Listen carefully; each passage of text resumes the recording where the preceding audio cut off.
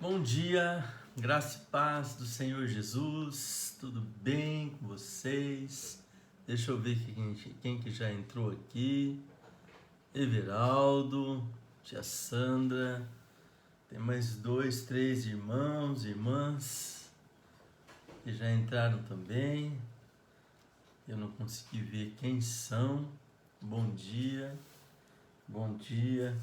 graça e paz do Senhor Jesus. Deixa um bom dia. Deixa um oi aí para turma, pessoal. Assim eu também posso registrar que você está aí, né? Saber quem é você, te identificar, te cumprimentar de maneira mais pessoal. Tá bom, queridos? Tenha liberdade. Meu irmão ali também, Eli. Bom dia. Tudo bem, Deise? Graça e paz, querida. Bom ter vocês aqui conosco para estudarmos mais da Palavra de Deus. A graça e paz, Annelise, tudo bem, querida? Já estamos aí com alguns irmãos, né? Irmãs, Annelise, Deise, meu irmão Eli, minha tia Sandra, mais uma turminha querida. A Márcia, oi Márcia, bom dia, graça e paz. Como nós nos propusemos, né? Uns dias atrás, nós estamos interrompendo temporariamente nosso estudo sobre Apocalipse para estudarmos sobre família este mês de maio, que é o mês da família. Amém? Bom dia, Andréia. Bom dia, Claudete, Elígia, muito bom dia. Graça e a paz do Senhor Jesus. Povo já animado, né? Para a nossa classe de escola dominical, como nós estamos aqui comentando. Nós, nesse mês de maio, estaremos estudando sobre família, aqui de manhã, na nossa classe, para esse tempo abençoado. E eu peguei por base a história da família do profeta Samuel, né? De seu pai Eucana, de sua mãe Ana, para a gente estudar. Bom dia também, vive a graça e a paz do Senhor Jesus. Louvado é o Senhor. Temos aqui uma turma já bonita, né? Presente conosco para nossa classe. Muito bem, amados. Já está aí com o seu caderno de anotação, porque é importante a gente anotar aquilo que a gente está estudando. Bom dia, Célcio, família Piazza. É importante nós anotarmos aquilo que nós estamos estudando. Por quê? Porque aquilo que a gente escreve, a gente tem para lembrar, né? Aquilo que a gente não escreve, fica registrado na nossa memória. E muitas coisas a gente acaba esquecendo. Então, aquilo que Deus ministrar o seu coração nessa manhã, aquilo que Deus tocar você nessa manhã, anota, escreve para registrar, para que você possa ter guardado, né? Deixar até como um legado para os seus, para a sua própria família, para a sua própria descendência, aquelas coisas que você ouviu de Deus e anotou. Eu sou aqui só um instrumento da parte do Senhor, para compartilhar a palavra, para estudar com você a palavra. Eu sei que o Espírito Santo, ele é muito maior e ele fala, né? Às vezes eu digo algo aqui, mas o Espírito Santo vai falar no seu coração de maneira e de forma que você possa absorver e segundo a sua necessidade. E aí você anota isso, né? Porque o Espírito Santo tem esse poder maravilhoso de traduzir, né, aquilo que a gente diz e de trazer para o nosso coração aquilo que a gente realmente precisa ouvir, né? A palavra diz que o Espírito Santo, que é o Espírito da verdade, ele nos ensinará todas as coisas e nos fará lembrar das coisas antigas, né? Então, a gente ora também justamente para isso, para que possamos ter a mente de Cristo, para que possamos ter esse discernimento espiritual, para que o Espírito Santo possa estar nos guiando e nos ensinando. Amém, queridos? Bom dia, Elis, graça e paz. Bom dia a cada um dos irmãos, irmãs, famílias, né, que estão aqui juntos, porque a gente sabe que às vezes atrás de uma conexão tem mais de uma pessoa, né? Tem ali uma família reunida também para acompanhar, para estudar junto a palavra do Senhor.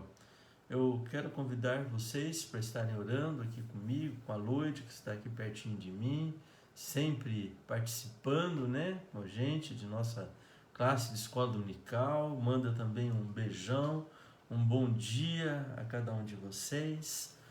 Amém? Vamos orar então?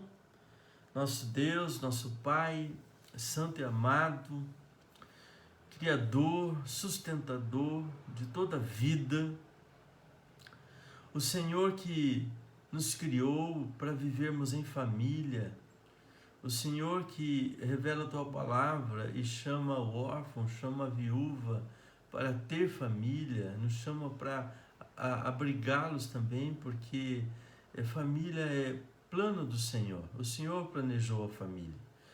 E eu te peço, Tu que és então o Pai de toda a família humana, que nesta hora, Senhor, Tu venhas nos abençoar com a Tua palavra, que Tu possa nos dar discernimento espiritual para compreendermos a Tua palavra e recebermos aquilo que o Senhor tem para nos ensinar nesta manhã.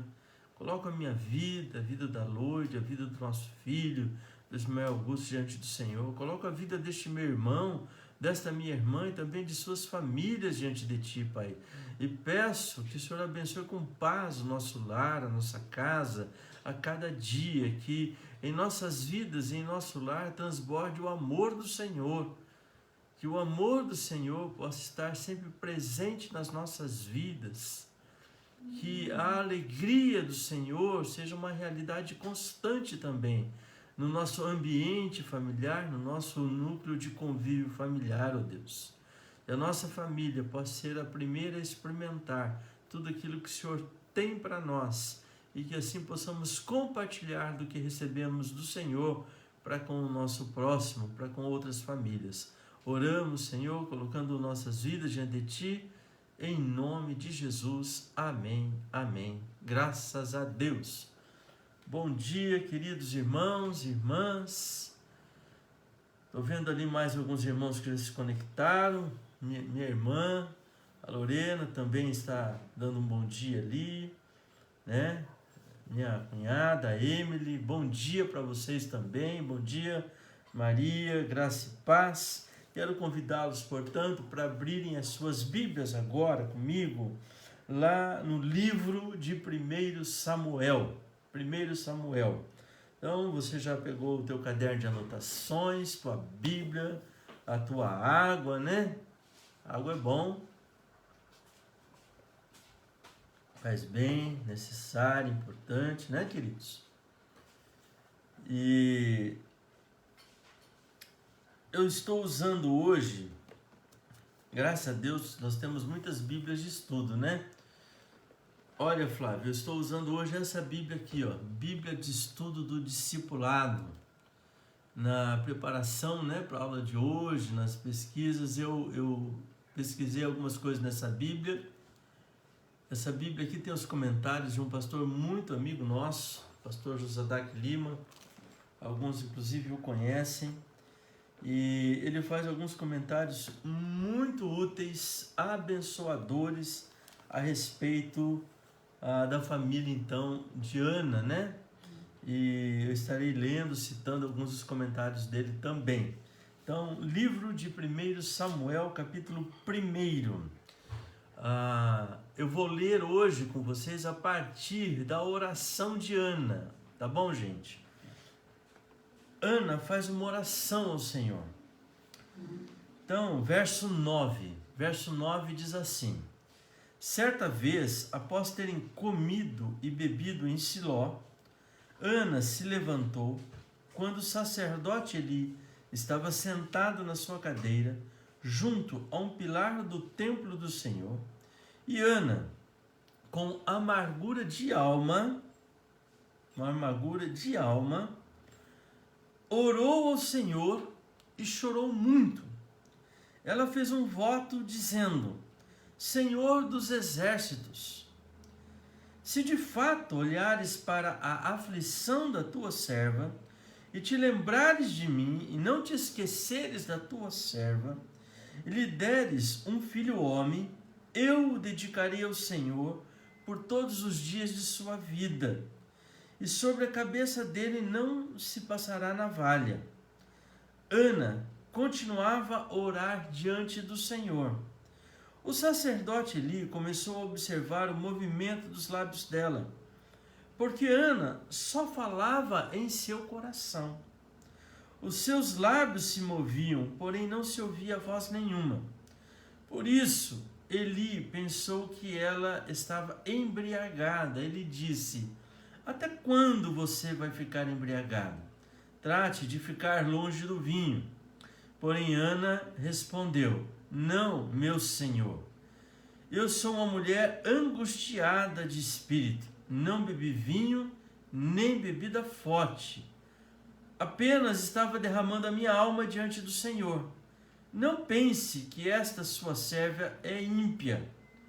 Eu estava orando assim até agora, porque é grande a minha ansiedade e a minha aflição. Então ele disse: vá em paz, e que o Deus de Israel lhe conceda o que você pediu.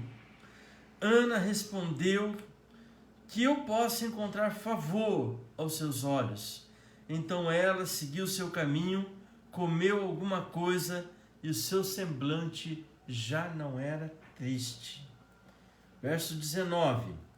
Eles se levantaram de madrugada e adoraram diante do Senhor. Depois voltaram para casa em Ramá. Eucana teve relações com Ana, sua mulher, e o Senhor se lembrou dela. Ana ficou grávida e, passado o devido tempo, teve um filho, a quem deu o nome de Samuel, pois dizia: do Senhor o pedi. Eucana, seu marido, foi com toda a sua casa para oferecer ao Senhor o sacrifício anual e para cumprir seu voto. Ana, porém, não foi. Ela disse a seu marido: quando o menino for desmamado, eu o levarei para ser apresentado ao Senhor e para lá ficar para sempre. Eucana, seu marido, respondeu: faça o que achar melhor. Fique aqui até desmamá-lo, e que o Senhor confirme a promessa que você fez. Assim, Ana ficou em casa e amamentou o filho até que o desmamou. Depois de o ter desmamado, ela o levou consigo, com um novilho de 3 anos, uma medida de farinha e um odre de vinho, e o apresentou à casa do Senhor em Silá. O menino ainda era muito pequeno.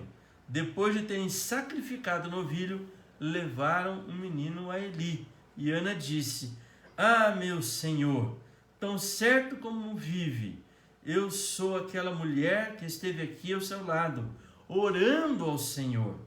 Era por este menino que eu orava, e o Senhor, Deus, me concedeu o pedido que eu fiz. Por isso também o entrego ao Senhor por todos os dias que viver. Será dedicado ao Senhor. E ali eles adoraram ao Senhor. Amém, amém. Gente, esse texto que nós lemos, ele é tão rico na sua mensagem, ele é tão extraordinário na sua mensagem. Tem muitas coisas que nós podemos aprender aqui de Deus, né? E eu quero compartilhar então com você algumas dessas coisas, pensando aqui a nível de família e colocando a nossa própria família, né? Pensar em família é pensar segundo o coração de Deus. Viver em família é viver também segundo o coração de Deus. Amém? Então, esse livro aqui do profeta Samuel, né, de 1 Samuel, ele nos traz assim, algumas verdades extraordinárias. Eu quero assim rapidamente apontar algumas coisas. 1 Samuel, então, no capítulo 1, no verso 3, diz assim para nós, né? Todos os anos esse homem ia da sua cidade para adorar e sacrificar ao Senhor dos Exércitos em Siló, onde Hofni e Finéias, os 2 filhos de Eli, eram sacerdotes do Senhor. O Eli era o sumo sacerdote, né? Vamos dizer assim. E ele tinha os seus 2 filhos que também eram sacerdotes e cuidavam ali das coisas da casa do Senhor, cuidavam ali do templo de Deus. Nós já compartilhamos algumas coisas nesse texto na semana passada. Eu convido você para pegar a mensagem mais completa, né? Assistir a primeira parte que está na live do domingo passado. Então, Eli era um sacerdote e seus filhos também eram sacerdotes. Eles davam continuidade ao serviço, ao ministério desse seu pai. Mas, infelizmente, diferente de Eli, os seus filhos se tornaram homens ímpios. No capítulo 2, o verso 2, fala sobre isso, sobre, infelizmente, o que veio a acontecer com os filhos de Eli. Eu quero aqui mostrar essa realidade, né, que todos nós estamos sujeitos. Então, no capítulo 2, o verso 12, diz assim: os filhos de Eli eram homens malignos e não se importavam com o Senhor. O costume desses sacerdotes com o povo era esse: quando alguém oferecia um sacrifício, o servo do sacerdote vinha com um garfo de 3 dentes na mão, e quando a carne estava cozinhando, enfiava o garfo na caldeira, na panela, no caldeirão ou na marmita, e tudo que o garfo tirava, o sacerdote pegava para si. Assim se fazia todo Israel que ia ali, a Siló.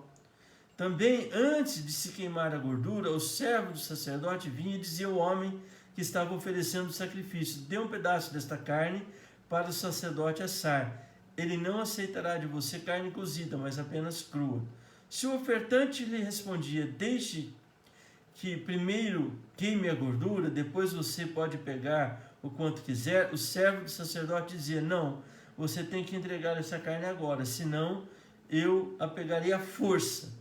Era, pois, muito grave o pecado desses moços diante do Senhor, porque eles desprezavam a oferta do Senhor. Olha só que gravidade aqui, né? Como que esses 2 filhos do sacerdote ali tratavam da oferta, do próprio culto, né? De como eles se comportavam diante do Senhor. Eles fizeram o que era mal. Você já vai entender por que eu estou trabalhando isso aqui também. Então, 1 Samuel no capítulo 2, 12 em diante foi o que eu li aqui. Do verso 22 a 24, Eli estava tão preocupado com seu ministério que ele não sabia o que estava acontecendo com seus filhos. Ou seja, o que nós vamos perceber aqui? Verso 22 assim: Eli já era muito velho e ouvia tudo que seus filhos faziam a todo Israel, e de como se deitavam com as mulheres que serviam à porta da tenda do encontro, e disse-lhes: por que vocês fazem essas coisas? Pois de todo este povo ouço constantemente falar das coisas más que vocês fazem.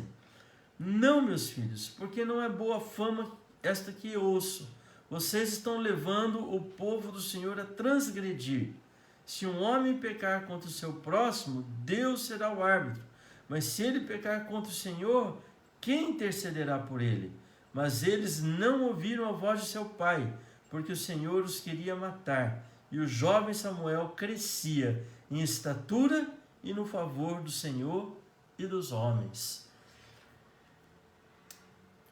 Veja bem, queridos, ele estava preocupado com seu ministério, ele realizou um ministério que serviu a Deus e cumpriu propósitos, mas ele não sabia o que de fato estava acontecendo com seus filhos. E quando ele percebeu, o texto diz que ele já era velho, então já era tarde. Ele tentou exortar ali, ele exortou os filhos, ele até chamou os filhos ao arrependimento, mas os seus filhos não lhe deram ouvido. Então, eu gostaria de chamar a sua atenção para algumas coisas nesse sentido. A primeira delas é que não deixe que, vamos pensar aqui em ministério, vamos pensar em serviço, vamos pensar em trabalho, venha tirar a tua atenção da sua família. A família é uma prioridade, queridos. Não deixe que nada venha a roubar ou tirar de você o tempo que você precisa ter com a esposa, com o marido, com os filhos, com a sua família. Nem mesmo o trabalho. Talvez você não possa dedicar muito tempo, mas o tempo que você pode dedicar, dedica com qualidade, dedica com eficácia. Amém? Oriente os seus filhos, fale com os seus filhos, faça a sua parte e tenha a esperança que eles lhe dêem ouvido. Não deixe ser tarde. Não deixe ser tarde para educar seus filhos. E aqui é algo muito importante. Às vezes, e eu já ouvi muito essa expressão, né, que nós precisamos educar e preparar os nossos filhos para o mundo, né? Na verdade, deixa eu dizer, nós precisamos educar e preparar os nossos filhos para Deus, que é o que vai acontecer com o profeta Samuel. O profeta Samuel, ele foi educado e ele foi preparado nos seus primeiros anos de vida por sua mãe Ana e por seu pai Eucana, que nós lemos o texto. Vocês podem ver que era um casal zeloso com as coisas de Deus. Eles levavam uma vida, vou usar essa expressão de uma maneira positiva, eles levavam a sua vida religiosa, a sua vida espiritual com muito zelo, com muito temor a Deus. E isso marcou a vida do menino Samuel. E o Samuel, quando foi levado então por sua mãe Ana e por seu pai Eucana para o templo, para que então Ana e Eucana cumpram seus votos a Deus, Samuel já estava então desmamado. Alguns comentaristas dizem que a Ana amamentou o menino Samuel até por volta dos 5, 6 anos de idade. Então, essa primeira infância dele foi convivida com os seus pais. Já a segunda infância do profeta Samuel foi debaixo do cuidado do sacerdote Eli. E nós vamos perceber que Eli talvez tenha errado com seus filhos, mas o Eli acertou aqui com o Samuel. No capítulo 3, no verso 13, o sacerdote Eli, e é duro isso, né? E que o Senhor nos livre de sofrer isso, né? No capítulo 3, no verso 13, diz assim, porque eu já disse a ele que julgarei a sua casa para sempre, pela iniquidade que ele bem conhecia, porque os seus filhos trouxeram maldição sobre si, e ele não os repreendeu. Olha, palavra dura aqui para o sacerdote Eli.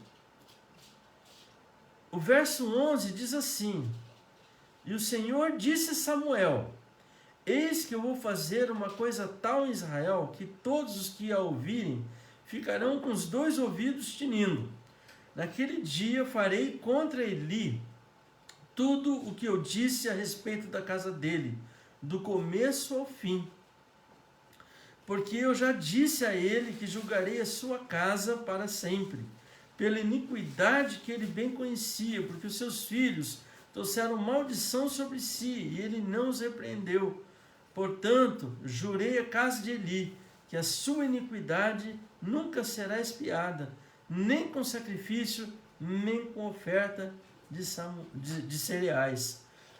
Gente, que sentença, né? Que duro isso, que pesado isso.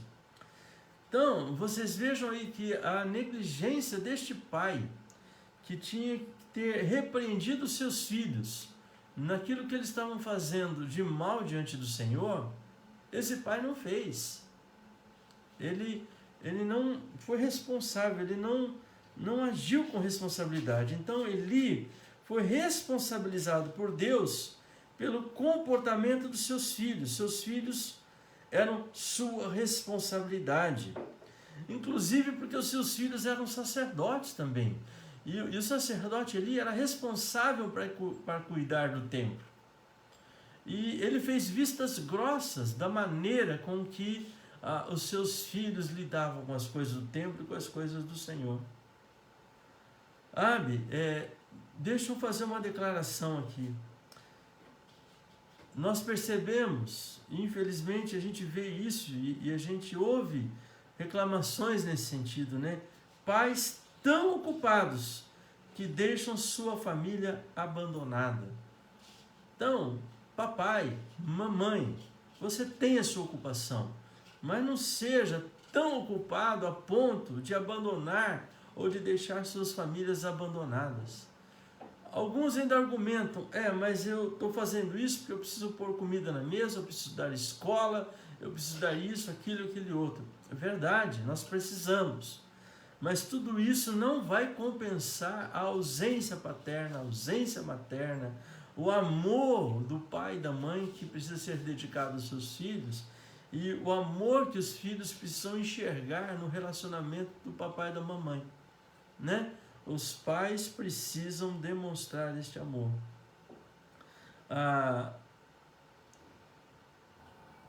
Tem um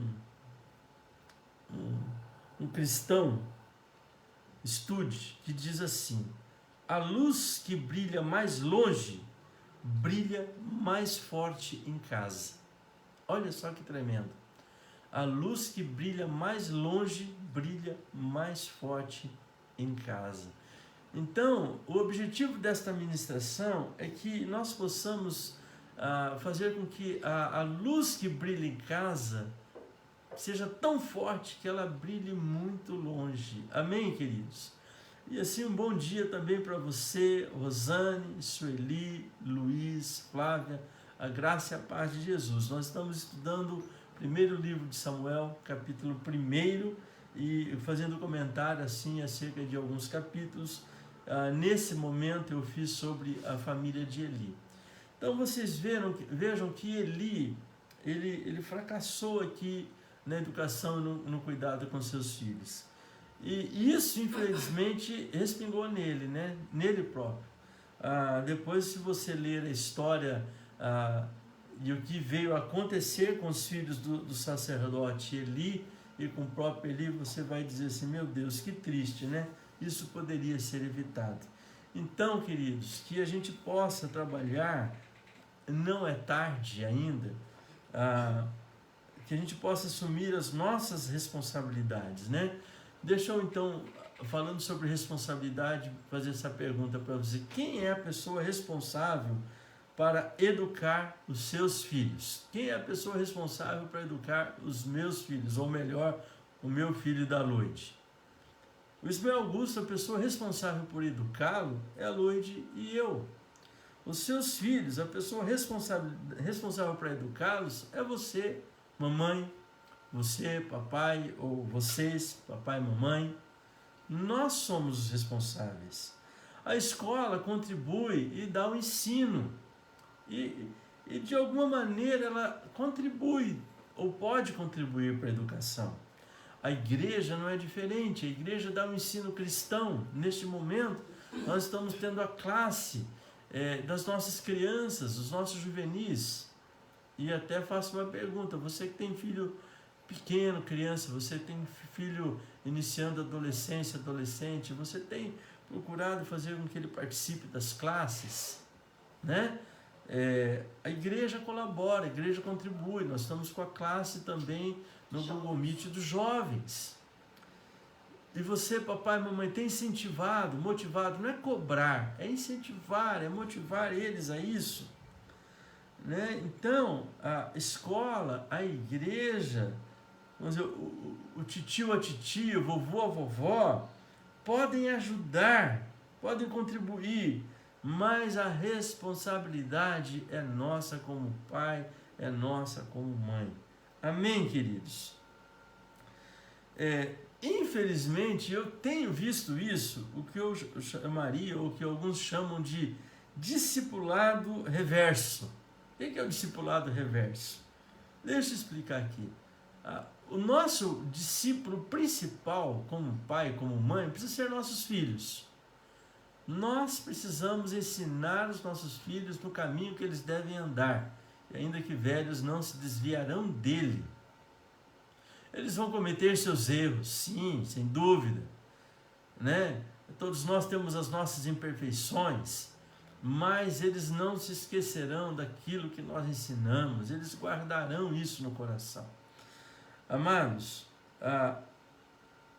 então veja bem, nós temos a responsabilidade de discipular os nossos filhos nos caminhos do Senhor, ou seja, educar os nossos filhos para Deus e não para o mundo, para que educados para Deus eles vivam no mundo e pela fé em Cristo vençam este mundo. Amém? Né? Esta é a vitória que vence o mundo, a nossa fé. Então a gente educa os nossos filhos para viverem uma vida de fé, uma fé que vai lhes dar vitória no mundo. E aí sim estão preparados para enfrentar e viver neste mundo com uma fé viva em Cristo Jesus. Discipulado é revés é quando os filhos estão discipulando o pai, a mãe. Ou seja, é o discipulado de baixo para cima. Os filhos se tornam os discipuladores dos seus pais. E não é verdade? Quantos filhos hoje se converteram a Jesus Cristo, têm tido suas vidas transformadas, então tornaram-se, e graças a Deus por isso, os evangelistas de seus pais, evangelizaram os seus pais, né? E hoje estão discipulando os seus pais. Graças a Deus porque isso acontece, né? Principalmente naquelas famílias que não tiveram o privilégio de pais e filhos que desde cedo andaram nos caminhos do Senhor. Mas o ideal é que nós pais, principalmente nós que já somos cristãos, que já temos uma fé em Cristo Jesus, possamos ser os discipuladores dos nossos filhos. Amém? Guarda isso com muito carinho no seu coração, né? Nós sermos os discipuladores dos nossos filhos. Que você possa, que eu possa viver isso de fato e de verdade. E não tenha dúvida que o Senhor vai nos ajudar, o Senhor vai nos abençoar nesse sentido. Discipule seu filho, discipule a sua filha. E aí eu quero fazer uma declaração aqui, voltando para o 1 Samuel, né? Para Ana, para Eucana e para o menino Samuel. Ana não tinha filhos, era mulher estéril. Ela fez uma oração a Deus, fez um voto a Deus e Deus a abençoou. Ou seja, Deus deu um filho para aquela que não tinha filho. E Ana cumpriu seus votos a Deus e ela deu o seu filho para o sacerdote Eli. E o sacerdote Eli, ele vai criar e vai educar um filho que não era seu para o Senhor. O sacerdote Eli, ele vai poder ser um vaso de bênção na vida do Samuel, sem dúvida. E Samuel vai tornar-se esse homem de Deus, esse profeta de Deus, que vai profetizar durante um longo tempo, vai ministrar durante esse tempo, vai ungir 2 reis, né, em Israel, o rei Saul, o rei Davi, vai ministrar na vida desses homens. Tremendo isso. Então, algumas coisas que nós podemos aprender aqui com Ana e com Eucana. Neste capítulo 1, nós vamos perceber que existe um diálogo. Esse casal se conversava. Essa era uma família que se conversava, que falavam com o outro. O verso 7 diz assim, isso acontecia ano após ano. Isso mostra esse zelo religioso de Eucana e sua família com as coisas de Deus. E diz assim, todas as vezes que Ana ia à casa do Senhor, a outra a irritava. Por isso Ana se punha a chorar e não comia nada. Então Eucana, seu marido, lhe disse. Vocês vejam que este lar não era um lar, não era uma família perfeita, ela tinha os seus conflitos. A Bíblia chama aqui a outra esposa de Eucana, a Penina, né, a sua rival. Então a Penina era a rival de Ana, em vez de serem companheiras, amigas, elas eram rivais. E a maneira com que Penina tratava a Ana era uma maneira muito assim ríspida, né, muito provocativa, né, muito provocativa. Depois estarei lendo alguns comentários acerca disso. E a pergunta que Eucana faz para Ana é assim. Então Eucana, seu marido, lhe disse: Ana, por que você está chorando? E por que não quer comer?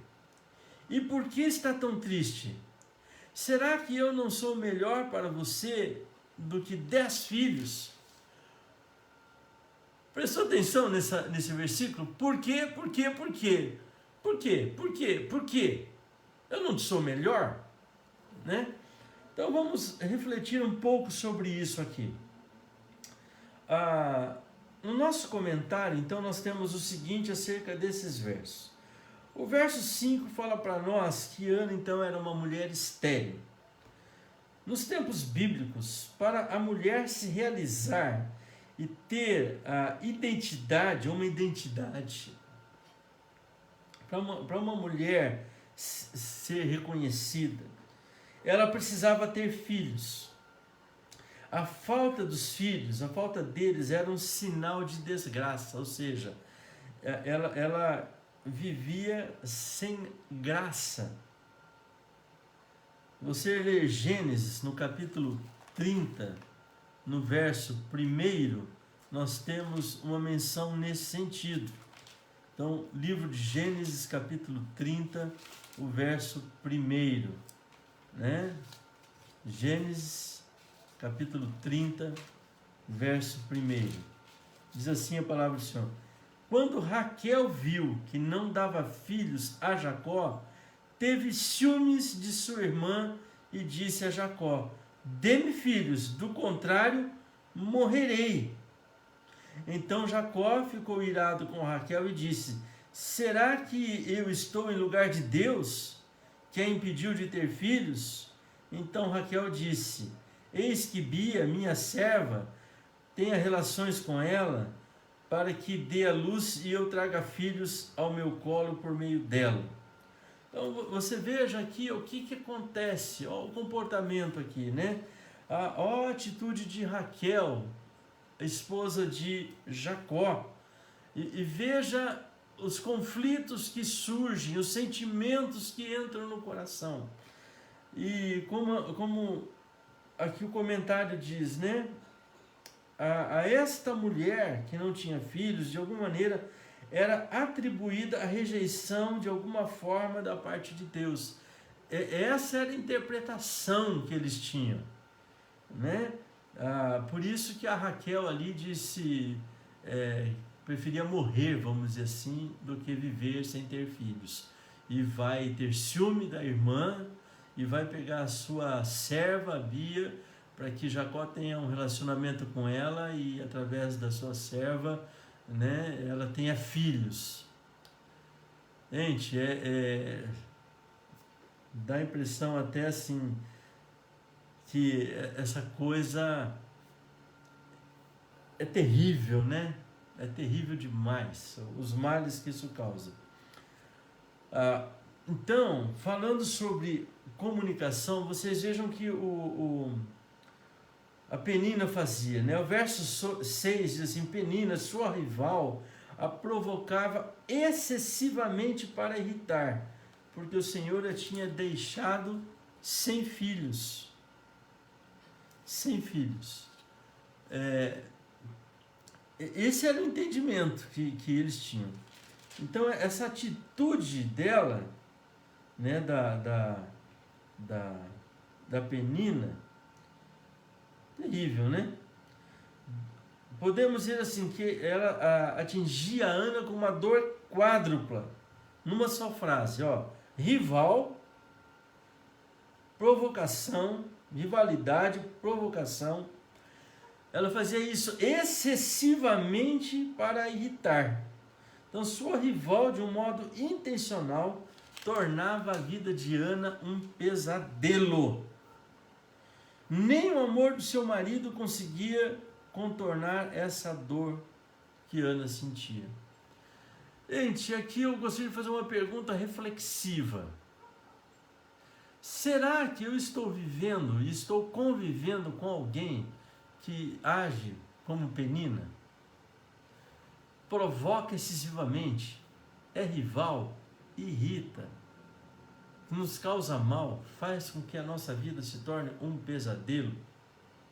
Queridos, eu quero convidar você a olhar o exemplo de Ana, que apesar de sofrer por causa disso, ela vai buscar a solução da maneira correta. E isso não vai impedir que ela se torne uma pessoa revoltada, uma pessoa que responde à vida também com dureza de coração, com ofensa, com agressividade. Ela era ofendida, mas a gente vai perceber que ela não era uma pessoa que ofendia. Ela era ferida emocionalmente, mas não era uma pessoa que feria os outros emocionalmente. Ela era uma pessoa, quando foi mal interpretada pelo sacerdote ali, sobre responder com gentileza, com delicadeza, com honestidade. Isso vai trazer a bênção de Deus na vida dela. Diante desses 3 porquês, então, a pergunta por quê? E eu gostaria de fazer uma reflexão lendo esse comentário aqui para você, tá bom? A pergunta por quê? Por quê? É a mais perigosa de todas. Dependendo da motivação e do tom de voz, pode ser uma faca que fere, pois joga a culpa ou a responsabilidade em alguém. Ou pode ser uma agulha que causa dor e expõe raízes, as quais abrem o caminho para a cura e a resolução do problema. Deve ser usada raras vezes e com muito cuidado. Neste caso, as perguntas do marido, apesar de amar Ana, não parecem ter resolvido nada e talvez tenham até acrescentado mais dor a ela.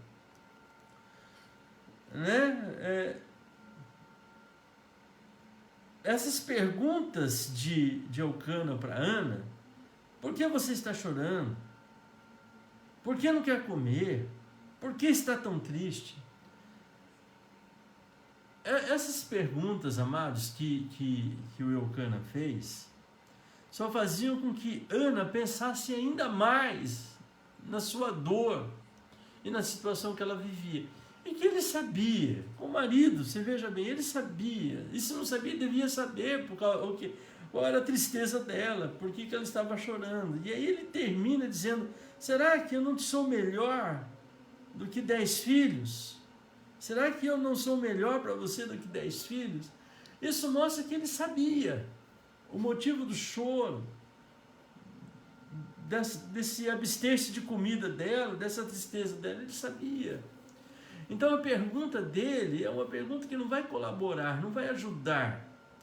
Então, amados, nós precisamos ser muito sábios na nossa comunicação, nas perguntas que a gente faz. Eu tenho aprendido algumas coisas, e às vezes não é fácil. Eu vou dizer aqui para a gente que é homem, às vezes quando a nossa esposa fala alguma coisa para nós, ela não quer que a gente responda e diga para ela o que ela tem que fazer. E às vezes eu tenho essa dificuldade. Ela quer que a gente só escute ela. Às vezes ela não quer que a gente fique fazendo determinadas perguntas que a gente já sabe a resposta. Ela quer o nosso cuidado. E assim também não é diferente, né? O marido, então aí para as mulheres agora, o marido, quando ele pergunta alguma coisa diferente da mulher, ele quer a solução, ele quer uma resposta objetiva, né? E interessante como o apóstolo Paulo fala com os pais, né? Pais, não irritei os vossos filhos. Né? A gente precisa saber falar também com os nossos filhos. A gente vai ver aqui, e a gente percebe isso no texto. Nós precisamos saber nos comunicar uns com os outros. Nós precisamos reaprender a conversar como casal, como pais e filhos, como irmãos. Né? A gente vive um tempo de uma comunicação, às vezes, ou por vezes, tóxica, ácida, né? Aquela comunicação que interrompe o outro antes do outro terminar de falar. Eu chamo isso de comunicação vidente, de vidência, né? o outro nem terminou de falar, você já acha que sabe o que o outro vai falar, interrompe, já começa a falar em cima, né? Tentando como que se adivinhar, e às vezes nem é sempre aquilo que o outro realmente queria dizer. Nós precisamos reaprender talvez a nos comunicar. Amém? Então eu vou comentar algumas anotações minhas sobre família, sobre conversa, sobre comunicação, né? Eu vi aqui que minha prima também, a Lucy, já está ali conosco. Deus abençoe também você, Lucy, e abençoe cada um dos irmãos, irmãs e cada família que está aqui conosco nesta manhã. Então, aprender a conversar não é só falar, é também ouvir o outro. Não é só falar. Bom dia, Gisele. Deus abençoe você também, Rude, a Gabi, tá bom? Então, não é só falar, é dar chance para o outro falar. Não é só falar, é ouvir realmente o que o outro tem para dizer. Espera o outro terminar de dizer, não interrompe. Interrompe apenas se você não estiver entendendo e diga assim: deixa eu ver se é isso mesmo que eu estou entendendo o que você está falando. É isso. E outro vai dizer: não, não é isso. E vai te explicar melhor então. Então, procure compreender o que o outro está realmente dizendo. O que ele está demonstrando, o que ele está passando para você. Seus pensamentos, seus sentimentos, né? Escute o outro. Escute o que o outro está falando. A gente precisa resgatar isso nas nossas comunicações. Às vezes a gente está ali com uma outra pessoa, aquela pessoa está nos ensinando alguma coisa, e antes dela terminar de nos ensinar, a gente, não, já sei, tá bom. E depois a gente vai fazer e não dá certo, a gente vai ter que voltar e dizer: olha, você pode me explicar novamente? Eu não entendi muito bem. Poxa, se a gente tivesse ouvido com mais atenção, esperado o outro concluir, poderia ser diferente. Né? Então nós precisamos resgatar, restaurar isso. É isso mesmo, Laís.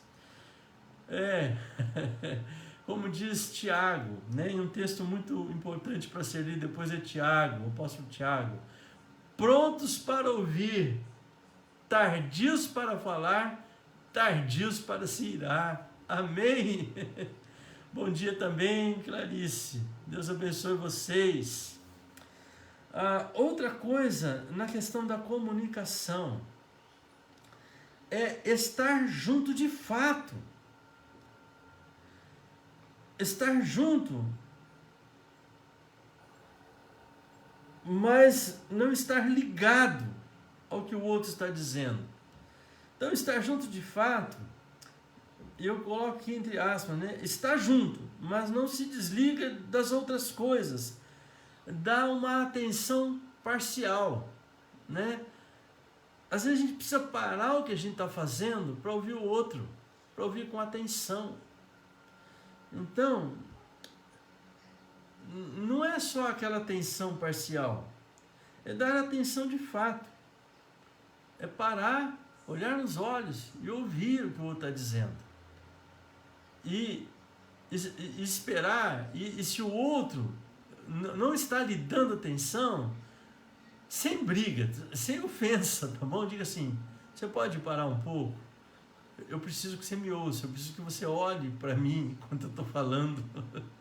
Eu preciso que você me dê realmente os teus ouvidos. Escute o que eu estou falando. Amém, queridos? Aprender a conversar para nós compartilharmos nossos sonhos, para sonhar juntos, para tornar os interesses de cada um algo comum. Então, pais aqui, mamãe, papai, vocês sabem o que os seus filhos estão pensando, o que eles estão sentindo? Você tem conhecido realmente o coração do seu filho? Se tem, graças a Deus, continue, amém, e melhore a cada dia mais. Se não tem, pare um pouco, comece a dar mais atenção para os seus filhos, comece a dar mais atenção para outra pessoa. Eu levanto uma dificuldade, que é a dificuldade quando caminhamos em direções diferentes. caminhar em direções diferentes leva, infelizmente, a uma consequência muito triste, que é separação, é divisão. Eu não estou falando aqui de divórcio no casamento, esse seria um fim extremo, mas eu digo de pessoas vivendo debaixo de uma mesma casa, mas com vidas separadas, que não se comunicam, não se falam, não se conversam, né? É preciso. Então, muito carinho, eu quero trazer essa palavra aqui nessa manhã. Vocês veem que, apesar do Eucana não ter sido muito feliz na conversa dele com a Ana, ele procurava conversar com a Ana. Outro destaque aqui interessante e importante nesse texto, e aqui falando um pouquinho sobre a Ana, o nosso comentarista aqui, ele diz assim, trata-se do perfil de uma pessoa presa à dor. A Ana era uma mulher que estava presa à dor, a amargura de alma e abundante choro, verso 10. Aflição, verso 11. Atribulada de espírito, verso 15. Ansiedade, muito angustiada. Aflição, verso 16. Tristeza, verso 18. Porque Deus permite decepções. Você pode ver isso no Salmo 106, 44. Decepções e sofrimentos têm o potencial de produzir o quê? Resiliência espiritual, quebrantamento e dependência de Deus, aprendizagem, profundidade de oração, respostas de oração. Ana nunca teria orado de modo tão profundo se não tivesse sentido tamanha dor. Dificilmente teria entregado Samuel ao Senhor, como ela fez, se não passasse por esse vale. Por isso nós vamos ver nas Escrituras, muitas vezes essa repetição assim, a tribulação produz perseverança, perseverança produz esperança, né? A tribulação produz esperança, esperança produz fé, produz as virtudes e assim por diante, né? Mas agora, para concluir, amados, essa aplicação, eu estou compartilhando aqui mesmo com vocês sobre essa importante questão que é o diálogo, é a conversa. Nós precisamos aprender a gerenciar as nossas emoções. Você está aí, mas você pode dizer assim, eu preciso aprender a gerenciar as minhas emoções. Eu preciso aprender a dominar os desejos do meu coração. Eu preciso ter os meus sentimentos sob o meu comando, sob o meu controle, os meus próprios pensamentos. Isso só é possível através da ação do Espírito Santo. Eu e você precisamos do Espírito Santo. Nosso temperamento, as nossas emoções, quando debaixo da ação do Espírito Santo, nós poderemos dizer assim, guiados pelo Espírito Santo, teremos temperamentos transformados, controlados, emoções, assim por diante. Então nós precisamos aprender a gerenciar nossas emoções, a trabalhar, a dominar os desejos do nosso coração. O Caim, irmão do Abel, ele poderia não ter cometido aquele homicídio de matar o seu irmão e poderia ter sido aceito por Deus se ele tivesse ouvido Deus e dominado o desejo do teu coração. Deus fala com Caim assim, quanto ao desejo do teu coração, a ti cumpre dominá-lo. E depois Deus vai dizer, né? Se ele tivesse dominado o desejo do coração dele, não teria sofrido, portanto, daquilo que ele sofreu.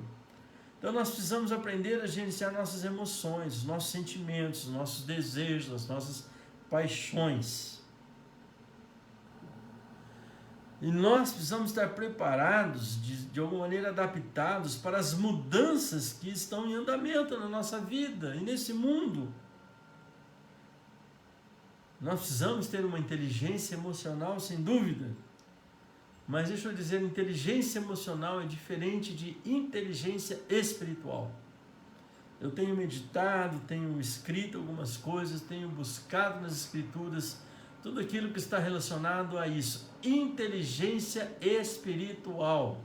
E eu oro aqui para que o Senhor lhe dê inteligência espiritual. Inteligência espiritual. Então, antes de querer mudar algo, tenha uma consciência boa, clara, sobre o que você quer mudar. Antes de buscar algo, tenha uma convicção profunda daquilo que você quer, e que aquilo é saudável. Antes de fazer um voto, tenha certeza de que você vai poder cumprir o voto. Antes de fazer uma promessa, tenha essa certeza de que você será capaz de cumprir a promessa. Nós vemos tudo isso aqui nesse texto, queridos. E aí, olha que interessante aqui, eu quero convidar você a considerar comigo o verso 13 até o verso 15. Verso 16, na verdade. Diz assim, ó: porque Ana só falava em seu coração, os seus lábios se moviam, porém não se ouvia voz nenhuma. Por isso, Eli pensou que ela estava embriagada e lhe disse, olha, ele julgou errado, poderíamos dizer, ele julgou mal, ele julgou errado a Ana. Será que eu e você não temos, às vezes, sido mal interpretados como Ana, né? Julgados equivocadamente ou mal, sido julgados equivocadamente, sido julgados mal por alguém? Ou será que nós não estamos fazendo como o Eli aqui? Será que nós não estamos interpretando mal uma outra pessoa, julgando de maneira equivocada, má, ainda que nós não fomos chamados para julgar ninguém, não é verdade? Nós temos um juiz que é Deus, amém? Nós somos chamados para ser testemunhas de Cristo. Mas olha o que Eli vai dizer para Ana. Então, verso 14, parte final. Ele disse, até quando você vai ficar embriagada? Trate de ficar longe do vinho. Meu Deus do céu, imagina você no lugar de Ana, uma dor profunda no seu coração, tendo que conviver diariamente com uma outra pessoa que tem procurado tornar a tua vida um pesadelo. Um marido que, por mais que lhe ame, ou seja, por mais que você convive com uma pessoa que lhe ama, seu pai, sua mãe, seu irmão, seu marido, sua esposa, ele não consegue te compreender, ele não consegue se colocar no seu lugar. Que é o que nós comentamos das 3 perguntas. Por quê, por quê, por quê? E será que? Né? E agora o sacerdote, o pastor, ele acha que você está bêbada, né? Você não está bem do juízo. Seria isso. Como é que você reagiria?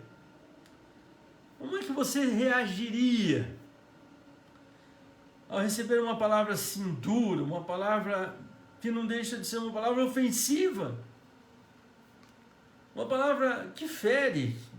Você já está ferido, é uma palavra que vai ferir mais ainda. Olha o verso 15. Porém Ana respondeu, olha a resposta dela, e tem exclamação, não, meu senhor, não sou uma mulher angustiada, não, meu senhor, eu sou uma mulher angustiada de espírito, não bebi vinho nem bebida forte, apenas estava derramando a minha alma diante do Senhor. Não pense que esta sua serva é ímpia. Eu estava orando assim até agora, porque é grande a minha ansiedade e a minha aflição. É assim que Ana vai responder ao sacerdote Eli. E acerca disso, é muito interessante aqui, ó. Verso 14. Sempre que encontramos alguém chorando ou angustiado, devemos perguntar o que aconteceu e não a julgá-lo. Eli falhou bastante nisso.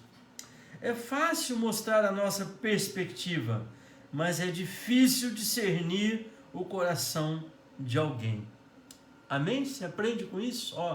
Quando você vê alguém que não está bem, chorando, angustiado, ou às vezes até irritado, bravo, enfim, cara amarrada, né, cara azeda, cara triste, semblante descaído, como estava o Diana, não julgue essa pessoa, não julgue essa pessoa. Eu vivi uma experiência interessante, uma determinada vez, eu estava num açougue de um supermercado para comprar carne, e eu estava com uma pessoa da família junto de mim, e a atendente estava atendendo a pessoa que estava na minha frente. Eu já estava para ser atendido, e eu percebi que a atendente estava assim de muito mau humor e atendeu muito mal, foi muito deseducada. Eu falei, meu Deus do céu, pensei comigo, se ela vier me atender, ai, ai, ai. E foi justamente aquela atendente que veio me atender. E na hora que ela veio me atender, a tendência às vezes quando uma pessoa já vem assim para você, às vezes a gente reagir, né? É fechar a cara também, enfim, eu olhei para ela, dei um sorriso, eu falei assim, bom dia, já imaginando que ela podia responder, o dia não está tão bom assim, né? Mas ela ainda disse bom dia. Eu olhei para ela e falei, você não está bem, né? Você está passando por alguma dor, está com alguma dificuldade. Não lembro exatamente as palavras que eu usei, mas eu me coloquei com empatia, né, com aquela atendente. Sabe, queridos, a resposta dela falou, realmente eu não estou muito bem, eu estou enfrentando alguns problemas de saúde, com a minha família e tal, não tem sido fácil trabalhar. Ela respondeu mais ou menos assim para mim. Aí eu tenho uma palavra abençoadora na vida dela. Quero dizer para você que o rosto dela mudou. Ela me atendeu muito bem e serviu assim com generosidade, viu? Caprichou. Então, queridos, deixa eu dizer para você, não julgue, né? Aqui o comentarista diz assim, né? Ele falhou bastante nisso. É fácil mostrar a nossa perspectiva, mas é difícil conhecer o coração de alguém. Então, não devemos julgar, devemos perguntar o que está acontecendo. Posso ajudar? Amém, queridos? E assim, né, para a gente então... A Ana não fica ofendida. Gente, eu já comentei várias vezes um livro muito bom que nos ensina sobre isso, A Isca de Satanás. Eu não tenho como impedir a outra pessoa de me ofender, mas eu tenho como impedir a ofensa de entrar no meu coração. Sobre tudo que se deve guarda o teu coração, porque dele procede as fontes de vida. Amém? Guarda o teu coração. E, portanto, querido, né, não seja reativo, seja alguém que age com a graça de Deus.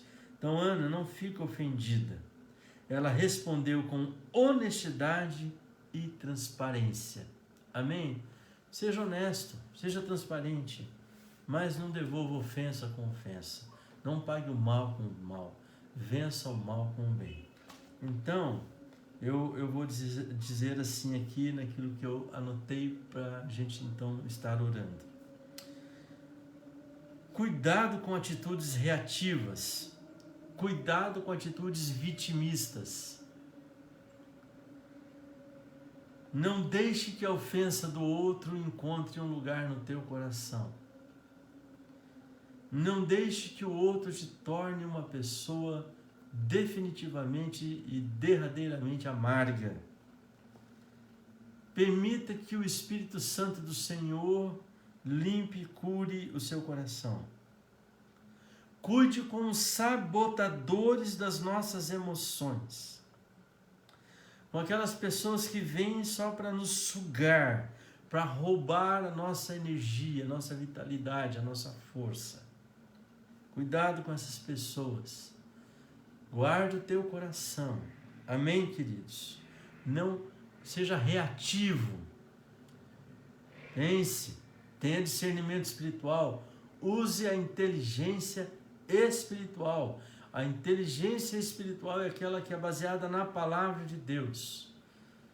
Provérbios, no capítulo 1, verso 33, diz assim: aquele que me dá ouvidos habitará seguro, tranquilo e sem medo do mal. Dar ouvidos a quem? A sabedoria. A sabedoria. Que sabedoria é essa? É a sabedoria que vem do alto, a sabedoria que vem de Deus. Tiago, o apóstolo Tiago vai dizer: se alguém tem falta de sabedoria, peça a Deus que Ele a dá liberalmente a cada um. Nossos sentimentos, nossos pensamentos, nossa vida emocional, os desejos do nosso coração, as nossas paixões, elas precisam estar sob o senhorio de Jesus Cristo. Caso contrário, elas serão empecilhos para a nossa vida, elas nos atrapalharão no desenvolvimento dos nossos potenciais e no desenvolvimento de uma vida melhor e mais saudável. Então, coloquemos essas coisas todas sob o olhar de Cristo, sob o cuidado de Jesus. Lembrando que as armas da nossa milícia não são carnais, mas são poderosas em Deus. E para destruir os sofismas, todo argumento que se levanta contra o conhecimento de Deus. E ore e diga assim: Senhor, toma agora cativa a minha mente, o meu entendimento, ao teu senhorio, a tua própria mente, Jesus. O apóstolo Paulo escreve lá em 2 Coríntios, no capítulo 1, acho que é o verso 16, quem conheceu o Senhor para que possa instruí-lo? Nós, porém, temos a mente de Cristo. Aqui Ana foi essa mulher, e Ana pôde colher o fruto disso aqui. Amém, queridos? No próximo domingo nós vamos caminhar mais um pouco, vamos aprender um pouco mais aqui nessa parte, né? Tremendo, porque eu creio que assim como Deus abençoou Ana, não só com Samuel, com o filho, nós vamos ver isso no próximo domingo. Deus lhe deu não só um filho, ela teve 6 filhos com Samuel, ela teve mais 3 filhos homens e 2 filhas mulheres, se eu estou bem lembrado aqui. Deixa eu só conferir se é isso aqui mesmo. Isso mesmo, ela teve mais 3 filhos e 2 filhas, além de Samuel. Que bênção tremenda, amém, queridos? Eu quero convidar você então nesse momento a orar comigo. Eu não tenho todas as anotações aqui para te passar, né? Mas está aí gravado, você pode ouvir novamente e anotar. Um livro muito bom mesmo para você ler sobre isso que a gente conversou aqui, é a carta de Tiago. Abre sua Bíblia lá em Tiago e leia sobre isso. Um outro livro extraordinário para você ler, que vai te ensinar muito a viver uma vida sabiamente, a desenvolver a sua inteligência espiritual, no teu relacionamento familiar, é Provérbios. Leia Provérbios.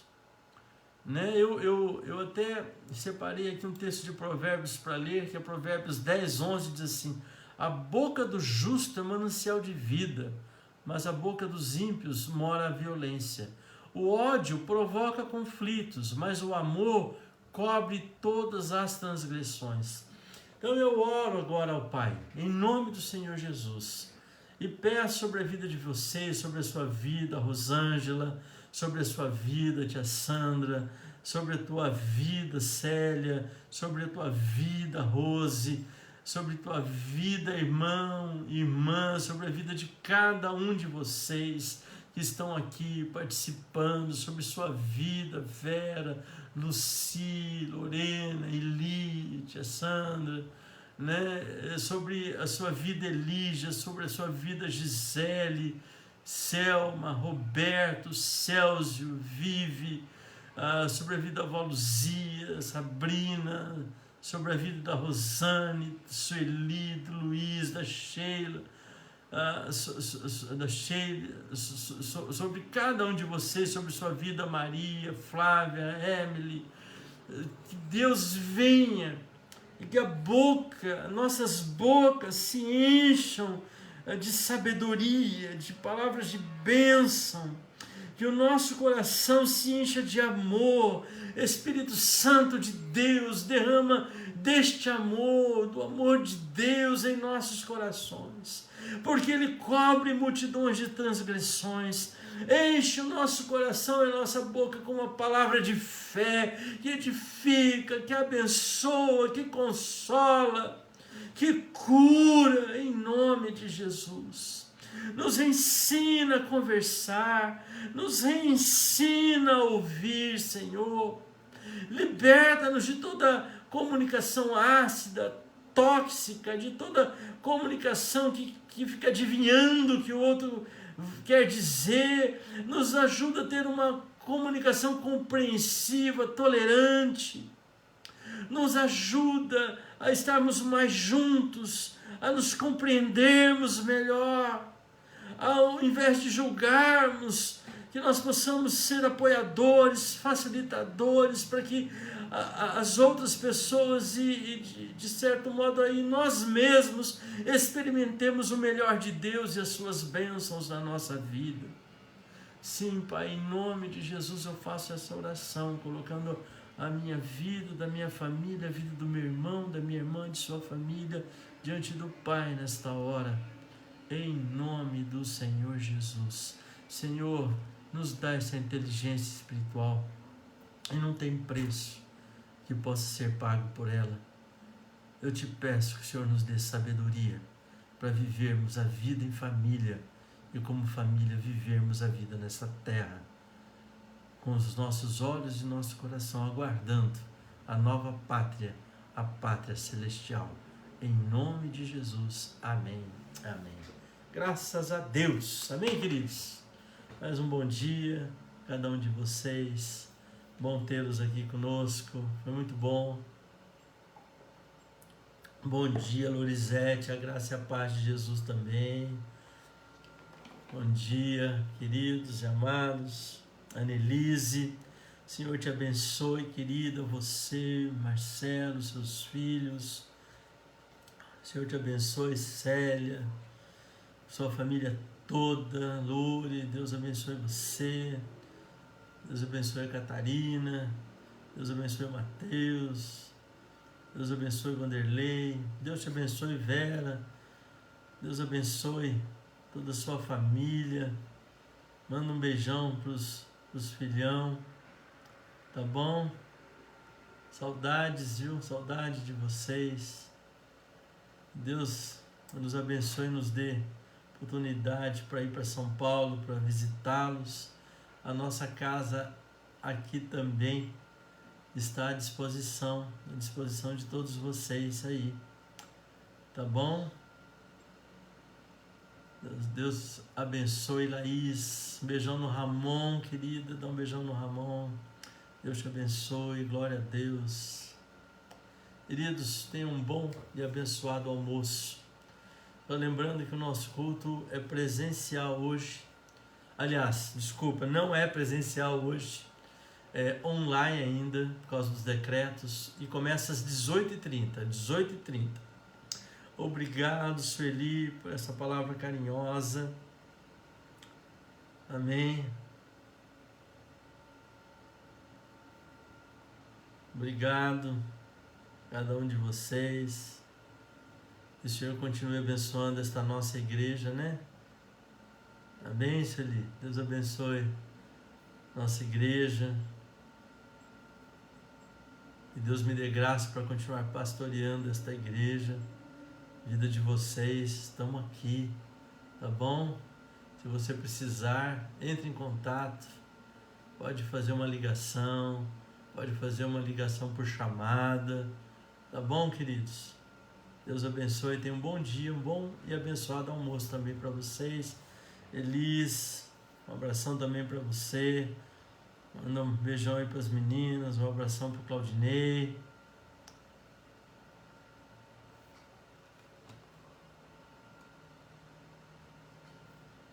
Amém. Muito bem. Eu já ia dar tchau, eu vi a Rani ali. Oi, Rani.